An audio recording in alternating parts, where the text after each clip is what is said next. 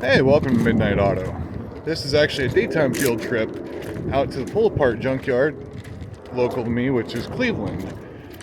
But to me, this is the playground. Let's see here. So, we're out here.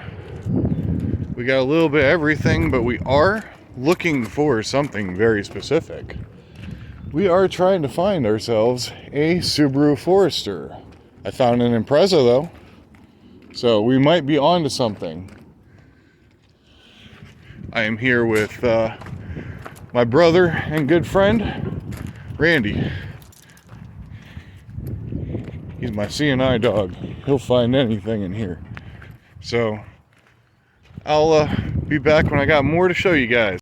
Alright guys, so we came out here today to liberate the Subaru Forester of this rear spindle with the ABS sensor, and I need all these parking brake hardware for the green one I've been working on that somebody decided to just straight yeet everything off of it and not put it back on, and that would be hashtag because Ohio. So I am going to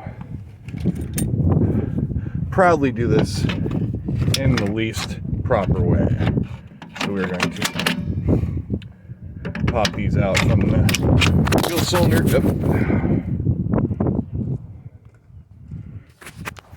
And almost obviously dropped you guys. I'm going to come in here.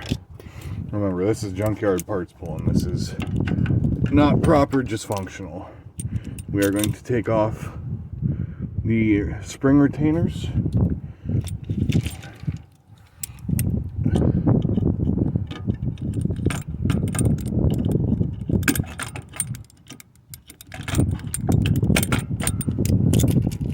I may be almost at the point of need. Nope, got it. Need to take all that crap off there. So what we're going to do is we're going to come in here. We're just going to pop these shoes free.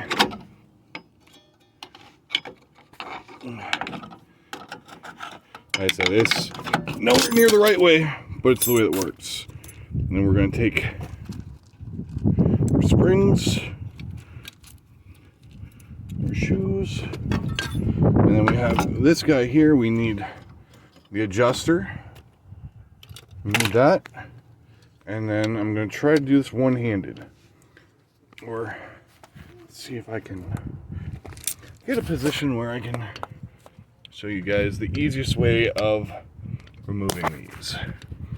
So we are going to slide that cable back, and then we are going to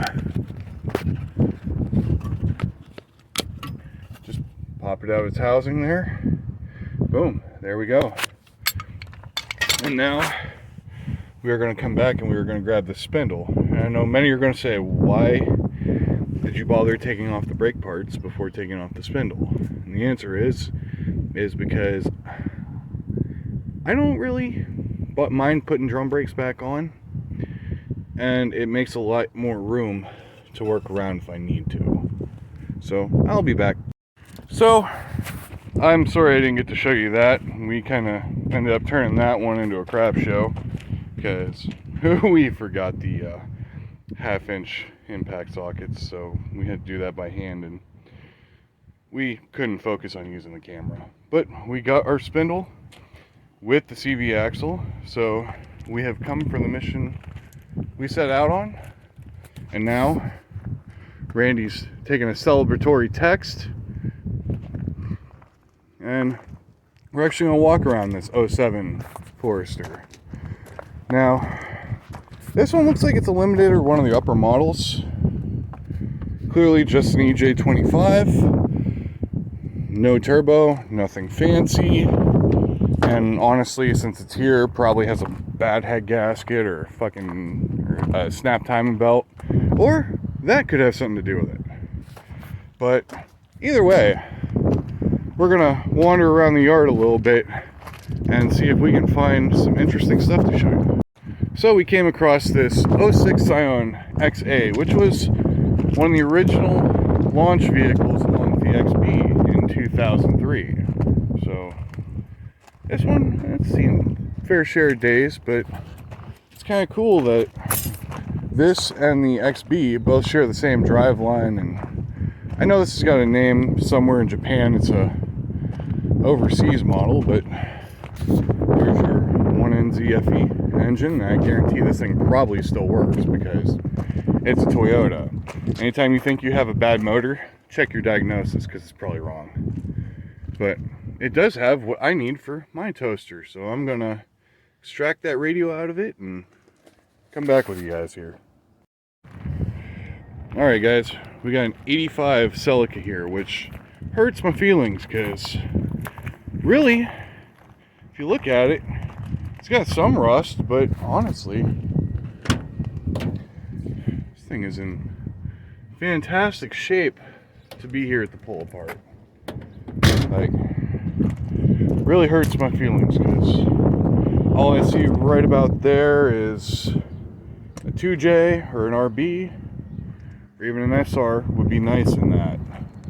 That should be a nice little drift missile. That's a shame. Alright guys, I am back and we are looking at this 94 Dodge Intrepid. Now this was one of the ones that started the whole cab forward styling for Chrysler. They were really nifty and pretty sporty car back when they were new. Now if I remember right, this one could have the 3.5 in it. It's been a while since I've actually worked on one of these. But if you actually look at this one's also kind of a shame. It's clean, 122,000 mile car. Let me see if I can find the hood release. You guys, as usual, come right along with me for all this stuff. I don't see it. Oh, nope, found it. So we're going to see what's under the hood of this thing, because these are getting few and far between now. They were a pretty cool item when they were new. Oh, it's got the old 3.3 in it. Same thing they put in the Caravans and stuff. Set up front to rear, but it is a front-wheel drive car. Kind of like the Olds Tornado and the Cadillac Eldorado has a transaxle that converts it over to front-wheel drive. But I want to take a moment to show you guys this because these are actually pretty nifty cars. And I'll show you guys more of the adventure as we go along. We're kind of in the Mopar section digging around. Here's another cool old one. We have a 91 Chrysler New Yorker. Back when luxury and front-wheel drive were kind of depressing, but it was a vehicle of the times. And believe it or not, I've driven one of these, and they are actually quite a cushy ride. Now, if I remember right, this one had the 4-speed automatic, and it should have, under its hood here, a 3.3. And this thing just turned 100,000 miles. This had to have been somebody's grandma's car, because you never see these things anymore. And when you do, they're gone. Yep, 3.3 liter Chrysler V6. And they're just kind of a cool piece of Mopar history when it comes to their front-wheel drive luxury. Now this would have went right up against like the Cadillac of its day, the Lincolns. I wouldn't say the town car, but definitely the Continental. But cool note in history there. Alright guys, we're back at the next stop, and we got a couple of TJ body styled Wranglers here, and they've been picked over pretty good. Both of them have motors in various states of non-existence, and this guy here was a 2.5 liter 4-cylinder. So cruise control was 5th gear, foot stabbed into the floor at 65. But I wanted to bring you over to this real quick because I want to show you guys something.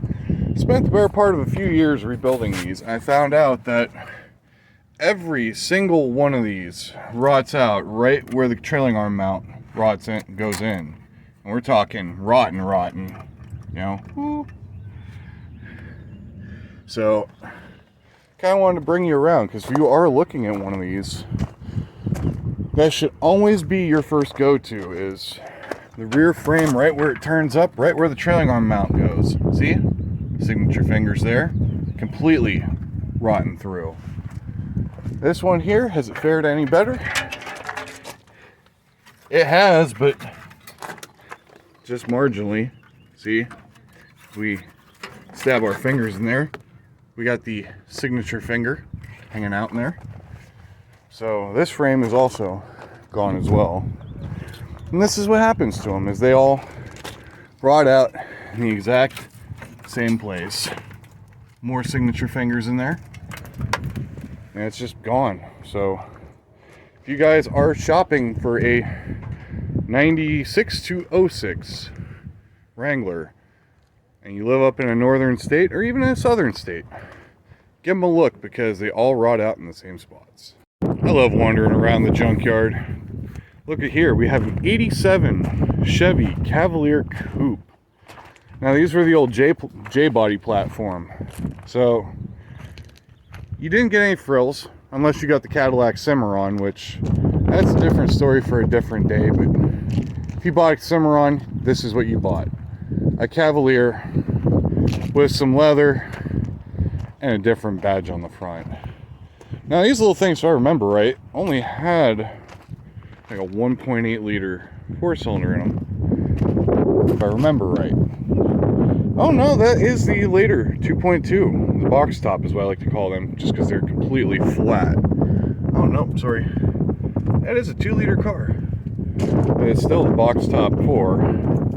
It's actually complete. I'm willing to bet if you dropped a battery in this thing and try to start. Now, is it worth fixing? Not really. It's just kind of cool little piece of history to go through.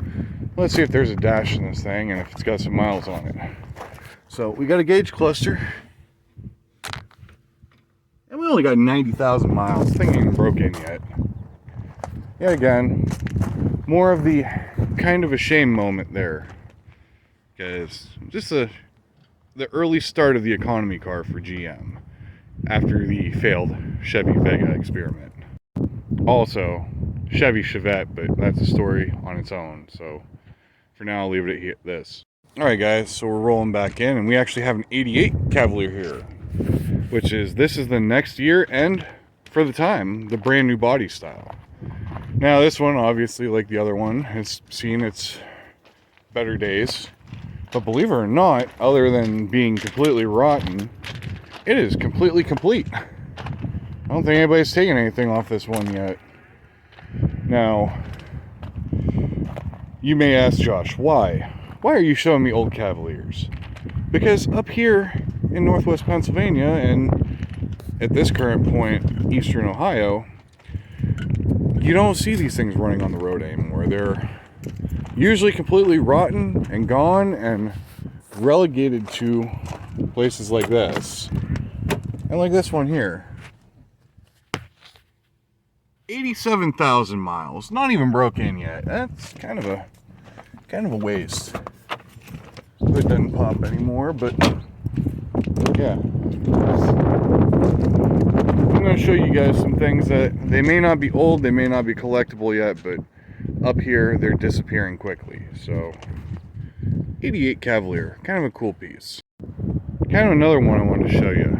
Now this is an 06 XB, which same car as mine. This is actually the last year for this body style, and one thing that this color actually tells me is this was an 06, the launch edition for 06, which means it was the updated body style. Now, this bright green paint wasn't an aftermarket. It was actually a factory color, which would be 6U1 for you guys out there wanting to paint your Scion or any other car this color green. For the love of me, I have no idea why, but that's information for you. Now, a lot of this thing had a lot of the factory there, the dealer installed accessories on it at one point, I can see. And then obviously somebody got to it and went the good old Vice Grip Garage and tinted the lenses. But what's kind of cool about this is I'm going to walk you just a couple rows over, because this is another good teaching lesson. And we're not worried about this Corolla or this Santa Fe or that Civic. No, we're coming over here to this fine, unassuming car, which is an old Toyota Echo. Notice again, though, we have the 1NZ FE, and it looks a lot similar under the hood to, drum roll please, the Saturn XB, because these are actually platform siblings. So this has the same rear swing arm, rear suspension setup, coils, and a lot of the stuff that actually comes in the XB. This is just the sedan version of the car, which this one kind of beat, but since it's Toyota, I guarantee it still runs. But honestly, good for parts. And that water in there, yeah, we don't worry about that water in there. But yeah, I want to kind of show you guys that, you know, platform sharing happened at Toyota too, and it benefited everybody. Alright guys, so we're heading home from the pull apart. I hope you enjoyed the tour, and I hope you're still watching at this point, because I figure somebody's gone up, got a beer, went to the bathroom. So we will see you later. This is Josh from Midnight Auto, and we got Rando here. We will see you next week.